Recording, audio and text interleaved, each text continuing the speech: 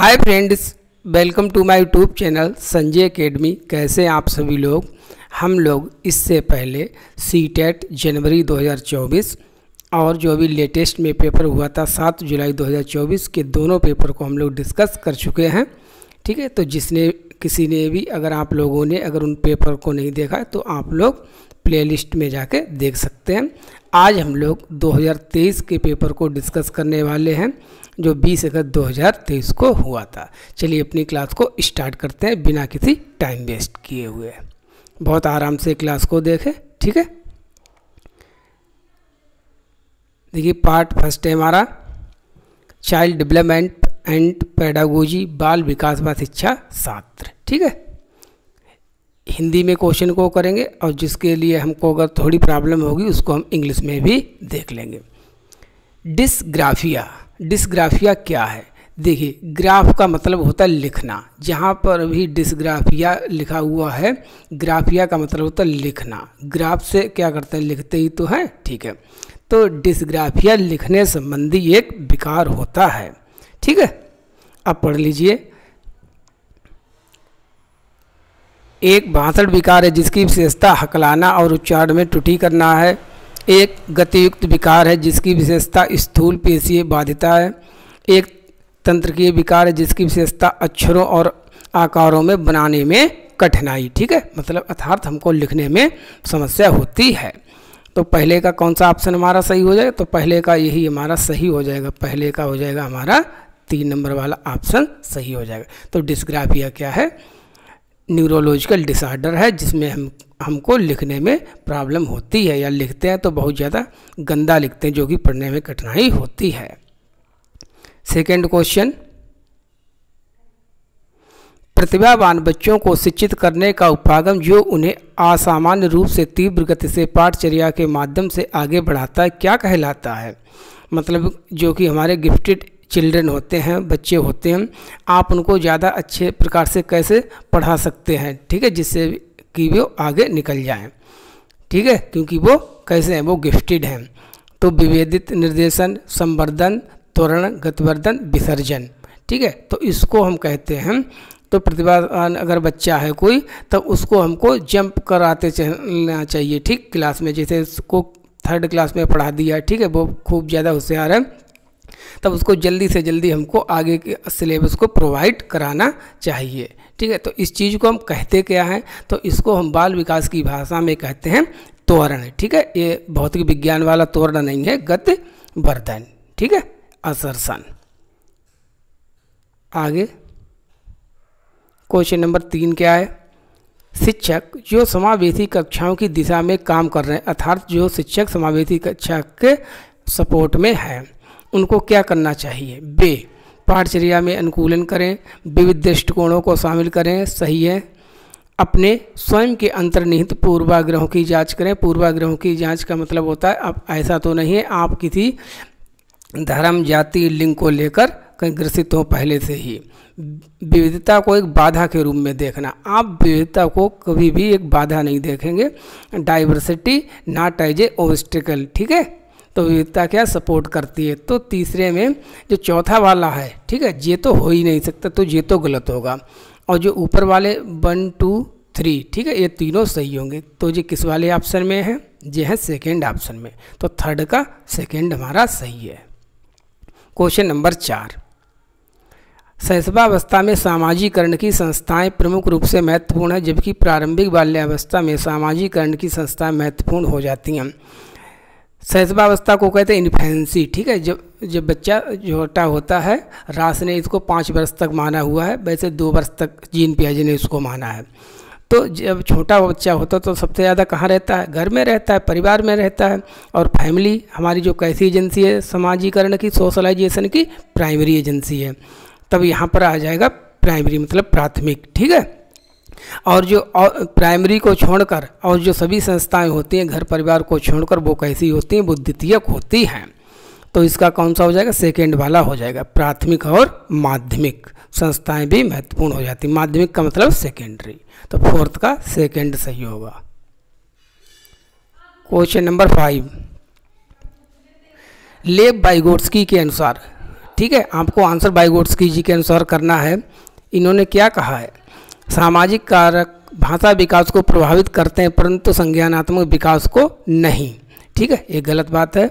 संज्ञानात्मक विकास भाषा विकास को सुगम बनाता है, हाँ बनाता तो है। ठीक है, चलिए आगे चलते हैं। भाषा विकास और संज्ञानात्मक विकास एक दूसरे से स्वतंत्र रूप से विकसित होते हैं, ये तो बिल्कुल गलत बात है।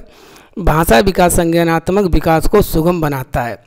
देखिए, इसमें दूसरा और चौथा दोनों सही है। अगर यहाँ पर लेव वाइगोट्स्की की जगह पर जीन पियाजे लिखा होता तब हमारा दूसरा बिल्कुल सही होता, लेकिन नाम दिया है लेव वाइगोट्स्की, इसलिए हमारा चौथा जो ऑप्शन है वो ही बिल्कुल सही हो जाएगा। ठीक है। क्वेश्चन नंबर 6, लॉरेंस कोहलबर्ग के नैतिक तर्क के किस स्तर पर बच्चे आमतौर पर मानते हैं कि लोगों को समाज की अपेक्षाओं पर खरा उतरना चाहिए, अच्छे तरीके से व्यवहार करना चाहिए। लॉरेंस कोहलबर्ग ने जो स्तर 3 दिए हैं अपने नैतिक विकास के सिद्धांत पर, जो अवस्थाएं हैं, जो चरण हैं, वो 6 दिए हैं। तो इसमें जो हमारा पहला स्तर है उसका जो दूसरा वाला है, ठीक है, देखिए 3 स्तर कौन से हैं, प्री ऑपरेशनल, ठीक है, प्री कन्वेंशनल, कन्वेंशनल और पोस्ट कन्वेंशनल स्तर, 3 स्तर है। गुड बॉय गुड गर्ल जो वाला है वो कौन से स्तर में आता है, हमको लेवल बताना है, वो आता है परंपरावादी। ठीक है, हमको अच्छे बनने की होड़ लगी रहती है बच्चों को कि ठीक है कि मैं गुड बॉय हूँ और ये गुड गर्ल है, इसी की होड़ में लगे रहते हैं। तो 6 का हो जाएगा हमारा 3, पारंपरिक स्तर, conventional level. Question number 7, assertion और रीजन वाला जो क्वेश्चन है, निम्नलिखित कथन को पढ़िए, सही विकल्प का चयन करें। अभिकथन क्या है, शिक्षकों और साथियों जैसे अधिक जानकार अन्य लोगों के साथ बातचीत शिक्षार्थियों को उनकी समझ और कौशल विकसित करने में मदद करने के लिए आवश्यक समर्थन और मार्गदर्शन प्रदान कर सकती है। ठीक है, कारण पढ़ते हैं। सामाजिक संपर्क सीखने और विकास का एक प्रमुख घटक है। देखिए, ये क्वेश्चन है लेव वाइगोट्स्की जी से रिलेटेड है। लेव वाइगोट्स्की जी ने बात की है MKO की, ठीक है, MKO मोर नॉलेजेबल अदर्स। ठीक है, मतलब जिसको हमसे अधिक जानकारी है, अगर बच्चा उसके साथ बातचीत करेगा तो उसकी समझ बढ़ेगी और वो कौशलों का उसमें विकास होगा। बिल्कुल सही बात है। अच्छा, समाज के द्वारा सीखने की बात की लेव वाइगोट्स्की जी ने ही कही है, सोशल इंटरेक्शन जिसको हम कहते हैं। तो इसका कारण भी सही है, अभिकथन भी सही है, सही तो दोनों। अब व्याख्या करता है कि नहीं करता। देखिए, ऊपर भी MKO के साथ बात करने की बातचीत की गई, बातचीत को हम क्या कहते हैं, सामाजिक संपर्क कहते हैं, इंटरेक्शन कहते हैं, और नीचे भी सामाजिक संपर्क। तो ऊपर का अगर नीचे है और दोनों सही हैं तभी इसी केस में व्याख्या करेगा, अन्यथा व्याख्या नहीं करेगा।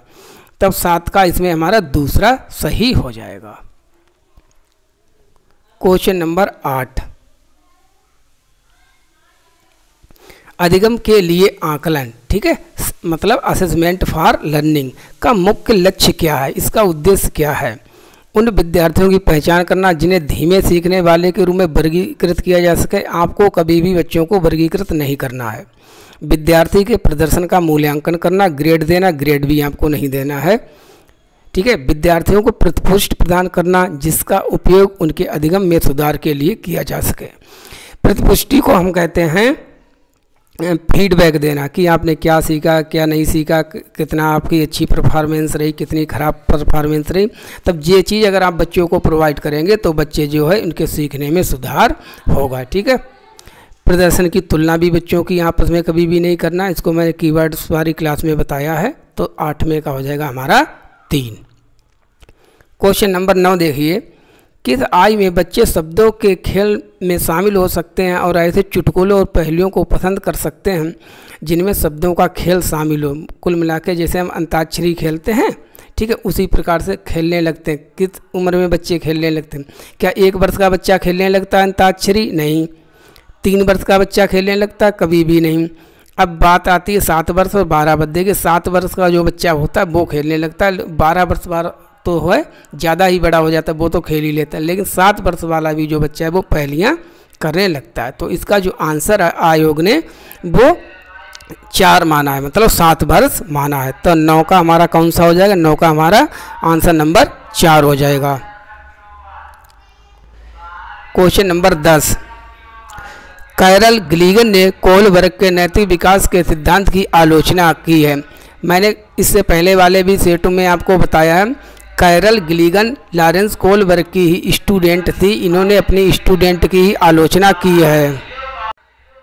क्वेश्चन यहाँ पर यह है कि कैरल गिलिगन ने अपने गुरुजी की मतलब कोहलबर्ग की क्यों आलोचना की थी, किस आधार को लेकर की गई थी। सामाजिक संज्ञानात्मक दृष्टिकोण से, नारीवादी दृष्टिकोण से, आनुवंशिक कारकों को पर्याप्त महत्व न देने पर, केस अध्ययन को अनुसंधान पद्धति के रूप में उपयोग करने के लिए। देखिए, आपको हमेशा याद रखना है कि कैरल गिलिगन का कहना था कि जो लॉरेंस कोहलबर्ग हैं उन्होंने अपने नैतिक विकास में जो बच्चों को उन्होंने दिया है उसमें सब लड़के ही शामिल थे, केवल बॉयज़ को ही शामिल किया था, लड़कियों को शामिल नहीं किया था। कैरल गिलिगन का कहना था कि जो लड़कियां होती हैं उनके संवेग अलग होते हैं, वो अलग प्रकार से सोचती हैं। इसी आधार को लेकर कैरल गिलिगन ने इनकी जो है आलोचना की है। इस क्वेश्चन को बहुत घुमा फिरा कर पूछा जाता है, ठीक है। तो नारीवादी दृष्टिकोण से, ठीक है, फ्रॉम ए फेमिनिस्ट पर्सपेक्टिव। तो 10वें का 2 हो जाएगा। क्वेश्चन नंबर 11, जीन पियाजे के अनुसार पूर्व संक्रियात्मक चिंतन की मुख्य विशेषताओं में से एक है जो किसी स्थिति के एक पहलू पर ध्यान केंद्रित करने और दूसरों की उपेक्षा करने की प्रवृत्ति को संदर्भित करता है। इसको क्या कहते हैं? देखो, पूर्व संक्रियात्मक चिंतन किस अवस्था में होते हो, ठीक है। तो इस सोच को क्या कहते हैं? जब बच्चे केवल अपने ही पर्सपेक्टिव को सही मानते हैं, दूसरे को पर्सपेक्टिव को, दूसरे की बात को नहीं समझ पाते हैं, किसी वस्तु के एक ही दृष्टिकोण पर ध्यान केंद्रित करते हैं, तो बच्चों की इस सोच को हम सेंट्रेशन कहते हैं, केंद्रीकरण कहते हैं। और जब बच्चे दूसरों की बात को भी सही मानने लगते हैं तो इसको कहते हैं विकेंद्रीकरण, डिसेंट्रेशन। तो जो प्री ऑपरेशनल स्टेज होती है, ठीक है, पूर्व संक्रियात्मक स्तर होता है 2 से 7 वर्ष तक, तो उसमें ही होता है चिंतन। इसको कहते हैं केंद्रीयन, सेंट्रेशन या सेंटरिंग। तो 11 का 2 सही हो जाएगा। 12, प्रारंभिक बाल्यावस्था में वृद्धि और सोच ... जबकि मध्य बाल्यावस्था में वृद्धि और सोच है, ठीक है। इसमें आपको बताना कि प्रारंभिक बाल्यावस्था में वृद्धि कैसी होती है और सोच कैसी होती है, और मध्य बाल्यावस्था में वृद्धि और सोच कैसी होती है। तब इसके 4 ऑप्शन है। ये थोड़ा डिफ़िकल्ट क्वेश्चन आ गया था, ठीक है। इसमें आपको थोड़ा सा दिमाग अधिक लगाने की ज़रूरत है। तो देखिए, जो हमारी प्रारंभिक बाल्यावस्था में होती है उसमें जो बच्चों की वृद्धि होती है, इन्फेंसी तक तो खूब होती है, शैशवावस्था तक वृद्धि खूब होती है, ठीक है। बाद में वृद्धि जो होती है वो स्थिर हो जाती है, रुक सी जाती है। और जो बच्चों की जो सोच होती है इस वाली अवस्था में, प्रारंभिक बाल्यावस्था में, लगभग बच्चा 6 साल का होता है, तो वो उसमें होता है सेंट्रेशन, केंद्रीकरण होता है। तो उसकी जो सोच होती है वो आत्म केंद्रित होती है। इसकी अगली अवस्था में जब हम जाते हैं मध्य बाल्यावस्था में, ठीक है, मिडिल चाइल्डहुड में, इसमें फिर जो वृद्धि होती है शारीरिक, वो रुक नहीं बल्कि धीमी गति से हो जाती है, जबकि उनकी जो सोच होती है वो अधिक तार्किक हो जाती है, उनकी जो माइंड है वो अधिक रेशनल हो जाता है। तब इसमें 12 का जो हो जाएगा वो हमारा सेकेंड वाला ऑप्शन हो जाएगा। तो थोड़ा सा फैक्चुअल क्वेश्चन था। चलिए क्वेश्चन नंबर 13 को देखते हैं। निम्नलिखित में से कौन सा स्थूल गतिक कौशल है? स्थूल गतिक कौशल वो होता है जिसमें हम बड़ी मसल्स का प्रयोग करते हैं, बड़ी मांसपेशियों का प्रयोग करते हैं।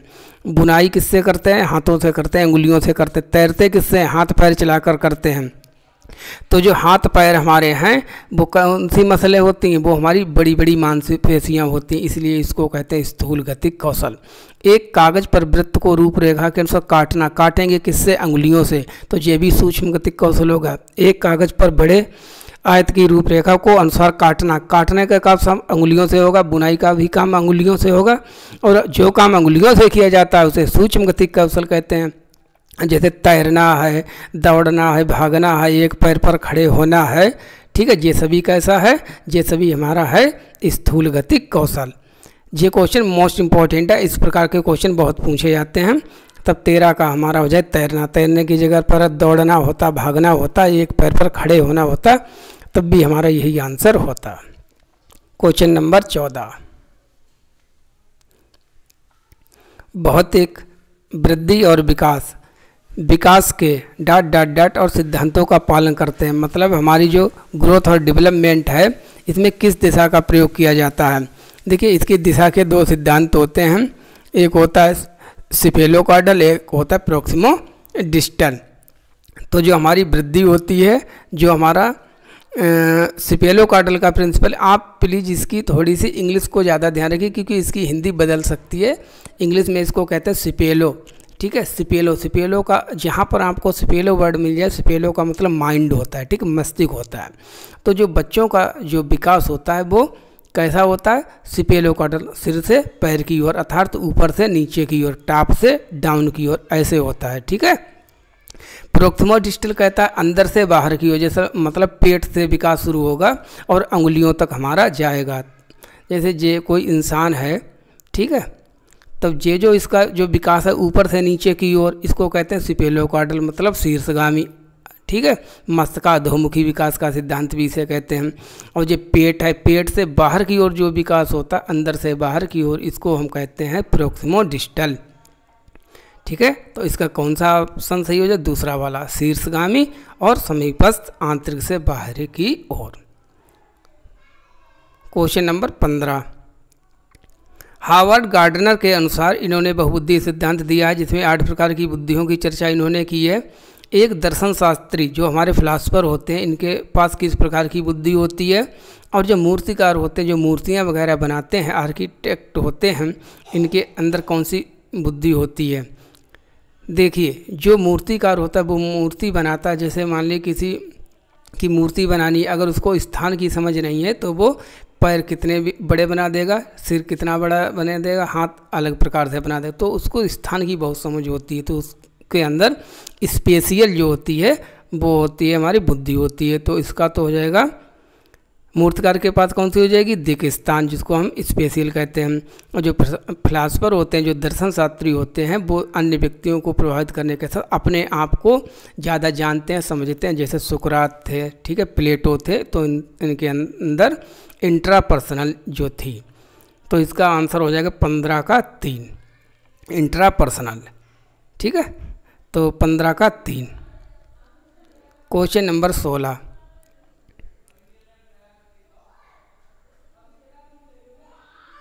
थोड़ा जूम कर लेते हैं, ठीक है। क्वेश्चन नंबर 16, अनुभवनात्मक अधिगम किस पर बल देता है। मतलब जो ज्ञान हम अनुभव से सीखते हैं उससे हमको क्या फ़ायदा मिलता है। बच्चों के अधिगम पर, शिक्षक के नियंत्रण पर नहीं, सीखने में पुनर्बलन की भूमिका पर नहीं, आलोचनात्मक प्रतिबिंबन के महत्व पर, एक प्रक्रिया के बजाय अधिगम को एक उत्पाद के रूप में देखने पर। देखिए अधिगम एक प्रक्रिया होता है, कभी भी उत्पाद नहीं हुआ होता है, ठीक है, कभी भी उत्पाद मत लेना अधिगम को। तो चौथा तो इसलिए हमारा गलत हो गया, और 1 और 2 पुनर्बलन और नियंत्रण के कारण गलत हो गए। तो इसमें हो जाएगा 16 का 3। हमारा उद्देश्य रहता है कि बच्चों में जो क्रिटिकल रिफ्लेक्शन हो, आलोचनात्मक चिंतन विकसित हो, इसलिए हमको अनुभव अधिगम पर बल देना चाहिए। तो क्वेश्चन नंबर 17, तो 16 का 3 हो जाएगा। 17 का देखते हैं, बच्चों में समस्या समाधान कौशल को बढ़ाने के लिए निम्नलिखित में से कौन सा प्रभावी तरीका है। मतलब आप अपने बच्चों में प्रॉब्लम सॉल्विंग को विकसित करना चाहते हैं कि बच्चे ज़्यादा से ज़्यादा समस्याओं का हल करने लगे, तो इसके लिए आपको क्या करना चाहिए। स्वतंत्र चिंतन को हतोत्साहित नहीं करना है, हमको प्रोत्साहित करना है, बढ़ावा देना है। तो ये तो ऐसे गलत हो गया। कठिन समस्याओं से बचने नहीं, कठिन समस्या बचना नहीं, हमको उनका सामना करना है। उन्हें समस्याओं का तैयार समाधान, मतलब रेडीमेड सॉल्यूशन नहीं प्रोवाइड हमको कराना है, क्वेश्चंस का अपने आप से उनको करने देना है। जब हमारे 3 गलत हो गए तो चौथा हमारा सही है। उन्हें बुद्धिमंथन और सहज अनुमान लगाने के अवसर देना, मतलब उनको ब्रेन स्टॉर्मिंग के लिए हमको अवसर देना चाहिए। बच्चों को सीखने के ज़्यादा से ज़्यादा हमको अवसर देने चाहिए, उसी प्रकार से वो सीख सकते हैं। तो 17 का 4। क्वेश्चन नंबर 18, अभिकथन और कारण वाला है। अभिकथन कहते हैं शिक्षकों को सार्थक वातावरण बनाना चाहिए जिसमें सभी बच्चों की सक्रिय भागीदारी और संलग्नता हो। संलग्नता का मतलब होता है इंगेजमेंट एंड पार्टिसिपेशन। हाँ, बिल्कुल सही बात है। हमको टीचर को एक ऐसा इन्वायरमेंट बच्चों के लिए देना चाहिए जिसमें वे टीचर से जुड़ सके, अपने आप से अधिक प्रयास कर सकें सीखने के लिए। सही है। कारण बताते हैं, सभी बच्चे आंतरिक रूप से सीखने के लिए प्रेरित और सीखने में सक्षम होते हैं। यही बात लॉरेंस कोहलबर्ग, जीन पियाजे और लेव वाइगोत्स्की ने कही है कि जो बच्चे होते हैं वो जन्मजात रूप से सीखने के लिए, आंतरिक रूप से सीखने के लिए प्रेरित हो। अगर आंतरिक की जगह बाहरी होता तब गलत हो जाता, तब ये दोनों सही है। अच्छा, जब बच्चे सक्रिय होंगे, भागीदारी करेंगे तब सीखेंगे ही तो, ठीक है। और नीचे भी सीखने की बात की जा रही है, तो इसलिए दोनों सही भी हैं और व्याख्या भी ये कर देगा। तो इसका कौन सा हो जाएगा? इसका हो जाएगा 18 का 2। क्वेश्चन नंबर 19, निम्नलिखित में से कौन सी प्रक्रिया अधिगम के दौरान योगदान नहीं देती है? मतलब सीखने में किस चीज़ का जो है बिल्कुल भी रोल नहीं है। संगठन, वर्गीकरण, वैचारिकता, गैर प्रासंगिकीकरण, इसको कहते हैं हम डिकंटेक्चुअलाइजेशन। अब हम लोग इंडिया में रहते हैं, ठीक है। अब आप एग्जाम्पल बच्चों को दे रहे हो अमेरिका के, ऑस्ट्रेलिया के, बुरुंडी के, ठीक है, कनाडा के, तो बच्चे नहीं सीखते। हमको बच्चों को उनके सामाजिक सांस्कृतिक संदर्भ से जोड़कर हमेशा पढ़ाना चाहिए, जहाँ वो रहते हैं, जहाँ वो खेलते हैं, ठीक है।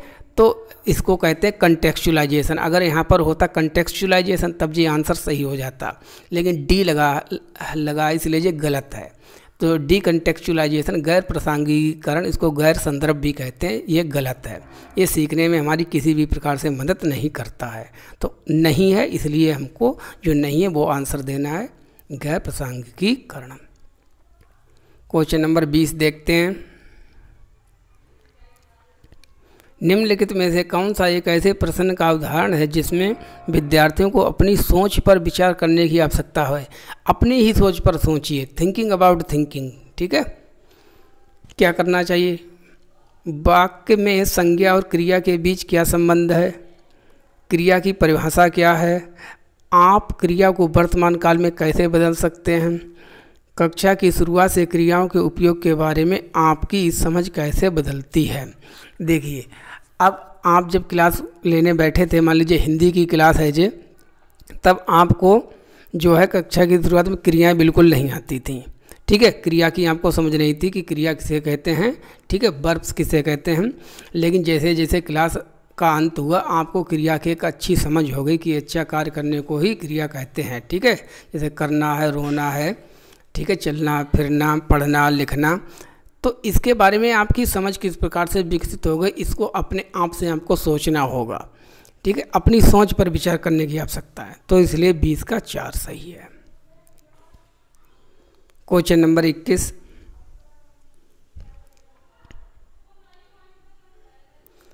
निम्नलिखित में से कौन सा विफलता के लिए आंतरिक आरोपण का एक उदाहरण है? मतलब एक बच्चा है, वो किसी एग्जाम में फेल हो गया है, ठीक है, तो उसके लिए वो किस चीज़ को दोषी ठहरा रहा है? आंतरिक रूप से, बाहरी रूप से नहीं, अपने आप को आरोपित कर रहा है। तो इसमें कौन सा सही रहेगा? मुझे निम्न ग्रेड प्राप्त हुआ क्योंकि शिक्षक कठोर तरीके से आंकते हैं, तो ये तो बाहरी कारण बता रहा है। मैं परीक्षा में फेल हो गया क्योंकि मैंने पर्याप्त पढ़ाई नहीं की। देखिए, इसमें बच्चा अपने आप को दोषी मान रहा है कि हाँ मेरी ही गलती है, मैंने ही अच्छे से परफॉर्मेंस नहीं की थी, इसलिए मेरा नहीं हो पाया। तब आंतरिक आरोपण, इंटरनल जो है एट्रीब्यूशन फॉर फेलियर, तो वो कौन सा है? वो दूसरा वाला है। देखिए तीसरे में क्या है? शिक्षक ने पक्षपाती होने के कारण मुझे कम अंक दिए, ये भी बाहरी है। मैं परीक्षा में फेल हुआ, मेरे दोस्त मेरा ध्यान भटका रहे, तो ये भी बाहरी कारण है। आंतरिक कारण क्या है? दूसरा वाला, इसलिए दूसरा सही होगा। क्वेश्चन नंबर 22, निम्नलिखित कथनों को पढ़िए और सही विकल्प का चयन करें। ये असर्शन और रीजन वाले क्वेश्चन बहुत पूछे जाते हैं, कोई बात नहीं। बहुत कम उम्र में दुनिया भर में अधिकांश संस्कृतियों में लड़कियां गुड़िया को खिलौने के रूप में चुनती हैं, जबकि लड़के कारों के साथ खेलना पसंद करते हैं। हाँ, सही बात है। बच्चे किसी विशेष संस्कृति की अपेक्षाओं के आधार पर एक लड़के और लड़की के लिए क्या उपयुक्त माना जाता है, इसके बारे में जानकारी व्यवस्थित करते हैं और उसके अनुसार व्यवहार करते हैं। देखिए, हम लोग घर परिवार में क्या है, अपनी बच्चों को अगर मेले ले जाते हैं तो क्या दिलवाते हैं, गुड़िया। बच्चा है अगर मान लड़का है तो हम उसको कार देते हैं, यही बात कही गई है। तो ये सही बात है।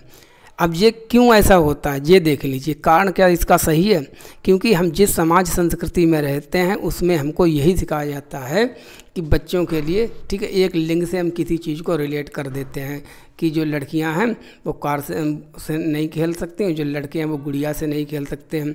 तो ये एक संस्कृति की, हमारी कल्चर को प्रदर्शित करता है। तो ये दोनों सही है, ठीक है, और ये व्याख्या भी सही करता है। तो 22 का दूसरा वाला हमारा सही हो जाएगा। क्वेश्चन नंबर 23 फिर लेव वाइगोत्स्की जी से क्वेश्चन रिलेटेड है। लेव वाइगोत्स्की के अनुसार बच्चों के संकल्पनात्मक योग्यताओं के विकास में महत्वपूर्ण भूमिका निभाता है। कौन भूमिका निभाता है बच्चों के सीखने में?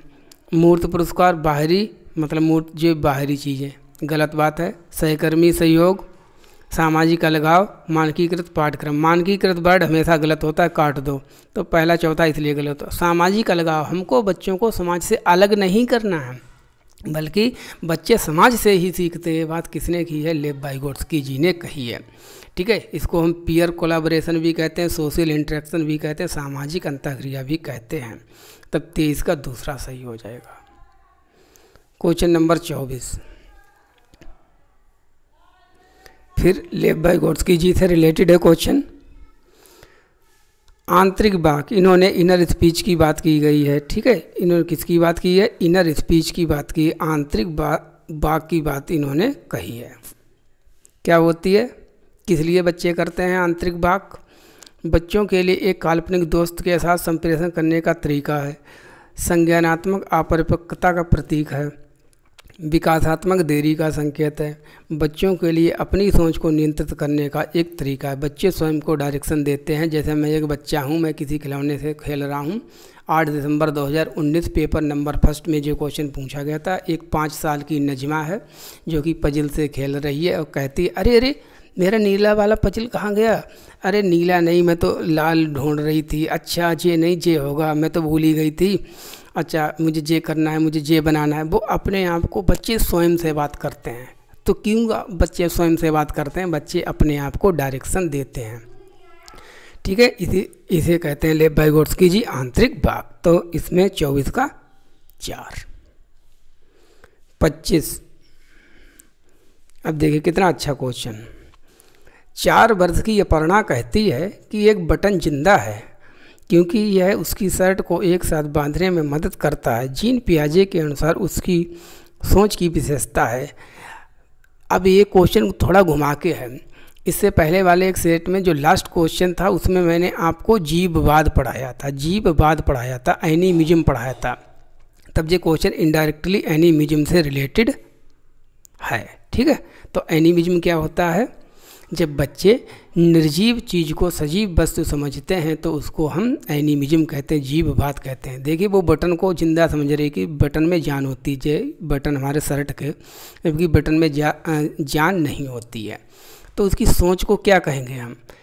परागमनात्मक तर्क, जीववादी चिंतन, केंद्रीय परिकल्पित निगमनात्मक चिंतन। तो उसकी सोच को हम कहेंगे जीववादी चिंतन।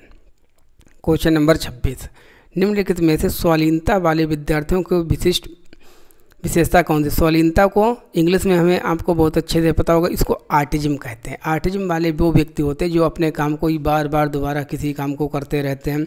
उनके ज़्यादा सामाजिक संपर्क नहीं होते, ज़्यादा लोगों से मतलब नहीं रखते हैं। तो इस विकार को हम आर्टिज्म कहते हैं या इसको हम स्वालीनता कहते हैं। तो इसमें कौन सा हो जाएगा? तीसरा, बार बार दोहराव और आवर्ती व्यवहार। तो 26 का 3।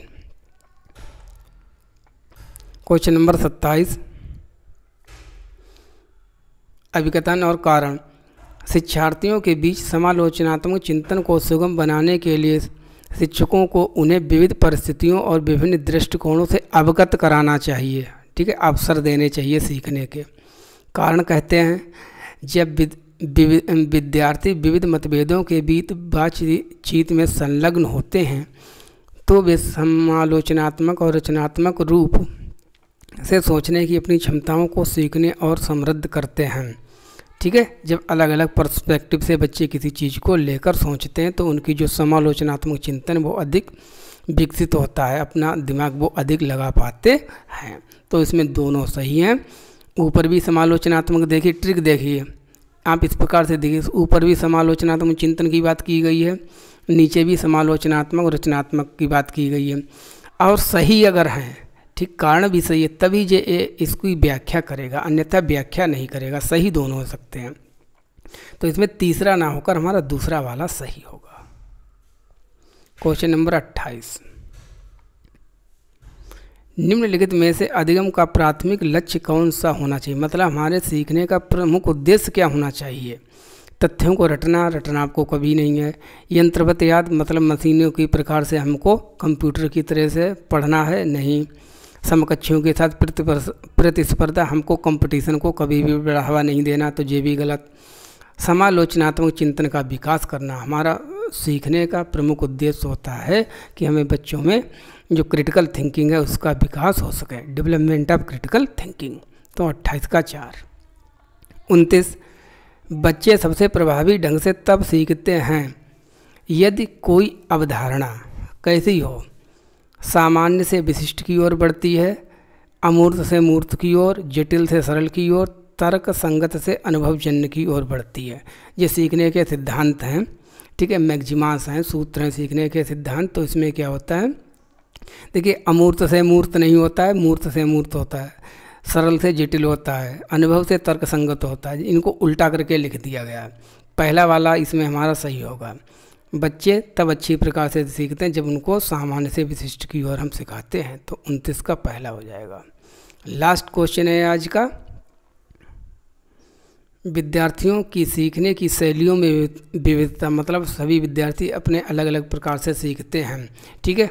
कोई जो होता है चलते चलते पढ़ते हुए सीखता है, कोई लेट कर पढ़ता है तब अधिक सीखता है, कोई मोबाइल के माध्यम से सीखता है ज़्यादा, कोई बुक्स को पढ़कर ज़्यादा सीखता है। तो उनकी सीखने में जो विविधता है इसको कहते हैं लर्निंग स्टाइल्स ऑफ स्टूडेंट्स।